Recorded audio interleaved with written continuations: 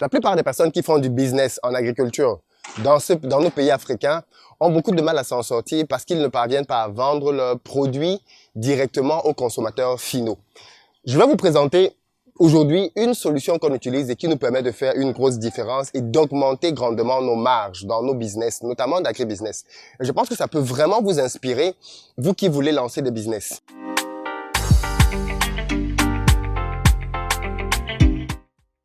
Vous savez, prenons le cas du poulet. Quand un producteur fait son poulet à sa ferme, en général, le poulet lui revient à peu près à 1800 francs. Que l'on soit au Cameroun, en Côte d'Ivoire, au Sénégal, on est entre 1800 et 2000 francs. Voilà, on est à peu près dans cet intervalle-là. Et donc, qu'est-ce qui se passe? Quelqu'un finit de produire, allez, 1000, 2000, 5000, 10 000 poulets et il doit les écouler. Le problème, c'est qu'il n'y a pas une seule personne qui puisse acheter tous ces poulets-là. Et en général, ils ont besoin de faire recours à des grossistes, c'est-à-dire des gens qui vont acheter ces poulets en grande quantité pour aller par la suite les revendre eux-mêmes à des détaillants. Mais regardez bien comment est-ce que les prix vont changer. Le producteur qui fait son poulet à 1800 coût de revient, le vend généralement au grossiste avec 200 francs de bénéfice par poulet. Quand il a beaucoup fait, il a 300 francs de bénéfice par poulet. Donc, à partir de là, le poulet qui quitte la ferme quitte à 2000 ou 2200, en fonction de combien il parvient à le vendre. Disons 2200, ok? Arrondissons à 2000 le coût de revient du poulet. Il le vend à 2200, 2300. Quand le grossiste prend le poulet à ce prix-là, le grossiste, lui, il prend un poulet qui est déjà vivant. Et qu'est-ce qu'il fait? Il va et il le revend généralement le même jour ou sous 24 heures plus tard. Il le revend aux commerçants. Et donc, du coup, le grossiste, lui, il va prendre ce poulet-là et il va le revendre aux commerçants à 2500, 2600. Le poulet, le même poulet qu'il a acheté à 2000, 2200. À 2200, autant pour moi. Donc, du coup, le producteur qui a pris le risque de la production, qui a, pendant 45 jours, travaillé à nourrir les bêtes, qui, quand il y a eu des maladies, c'est lui qui a assumé les pertes, se retrouve avec 200, maximum 300 francs de revient par poulet. Donc, on est à 50 centimes par poulet. Par contre, le grossiste qui prend le poulet et qui passe avec le poulet 24 heures, oui, 24 heures, et donc qui le revend derrière à des distributeurs, lui parvient à vendre le poulet à 2600 francs. Donc lui, en à peine quelques heures, il parvient à faire plus de bénéfices que le producteur. Et du coup, la commerçante qui a acheté le poulet chez le grossiste, qui a acheté 100, 200, 300 poulets, qui vient au marché, elle aussi, elle met sa marge. Et donc, elle vend le poulet aux particuliers à 3000 francs, par exemple. Donc, vous allez vous rendre compte que dans la chaîne, la commerçante qui vend se fait à peu près 300 francs, le grossiste à peu près 400 francs et le producteur à peu près 200 francs. C'est-à-dire celui qui fait finalement la plus grosse partie du travail est celui qui gagne le moins. Et en plus, beaucoup de grossistes ont la malhonnêteté de diminuer drastiquement les prix et de négocier avec les producteurs de manière sauvage. Qu'est-ce qu'ils font? En réalité, il faut savoir que quand les bêtes arrivent à un certain âge, elles coûtent très cher à la nutrition. Chaque jour qu'une poule à un certain âge passe à la ferme, c'est énormément d'argent pour la nourrir. Et donc, du coup, qu'est-ce que les grossistes font? Ils vous disent, oui, je vais venir prendre vos poulets. Par exemple, le 42e jour, vous avez réservé un certain nombre de poulets pour lui. Le 42e jour, il ne vient pas. Il vous laisse nourrir encore. Vous avez déjà convenu d'un prix, hein. Le 42e jour, il ne vient pas.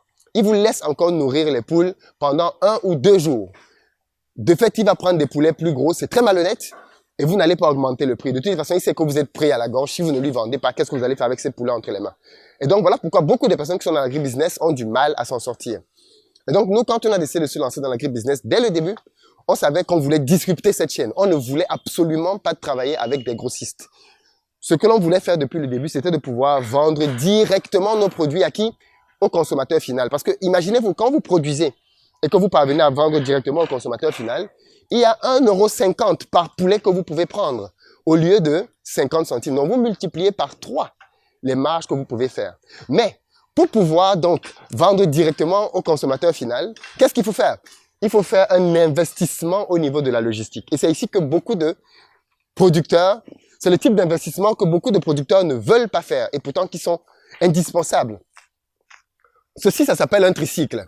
Un tricycle, c'est un véhicule comme celui-ci, enfin un véhicule, une moto comme celle-ci, sur laquelle derrière est accroché un espace de stockage dans lequel on peut mettre de la marchandise. Et donc, nous, ce qu'on a simplement fait, c'est qu'on a investi dans un tricycle comme celui-ci. Un tricycle comme celui-ci coûte 2300 €, à peu près 1,5 million, autour de ça. Et du coup, on l'a brandé et on a bien évidemment derrière fait des ajustements. Vous voyez, tout ce qui est blanc, là, n'était pas dans le tricycle au départ. On l'a ajusté en fonction de nos besoins. Et l'objectif, il est simple, c'est que ce véhicule-là, justement, lui, il entre à la ferme, il récupère les poulets, vivants ou frais, et il les ressort de la ferme pour les distribuer là où on veut qu'ils soient distribués. Soit à l'atelier pour qu'ils soient préparés, marinés, soit directement pour livrer des clients, ou alors même pour aller distribuer auprès des particuliers. C'est pour ça que je vous invite à passer des commandes de poulet, parce que quand vous passez des commandes, ce tricycle-là, il vient vous livrer votre poulet directement chez vous. Bien évidemment, on disrupte la chaîne. On n'a plus autant d'intermédiaires et en plus, on vous propose le poulet à un prix plus bas que celui que vous trouvez au marché. Donc du coup, tout le monde est gagnant. Le consommateur final est gagnant parce qu'il achète le poulet moins cher. Nous sommes gagnants parce que nous le vendons beaucoup plus cher que ce que nous aurions vendu à un grossiste. Mais derrière, pour pouvoir faire ça, nous avons fait un investissement en termes de logistique. C'est notre premier tricycle. On est encore en phase d'expérimentation. On voit ce qui marche, ce qui ne marche pas.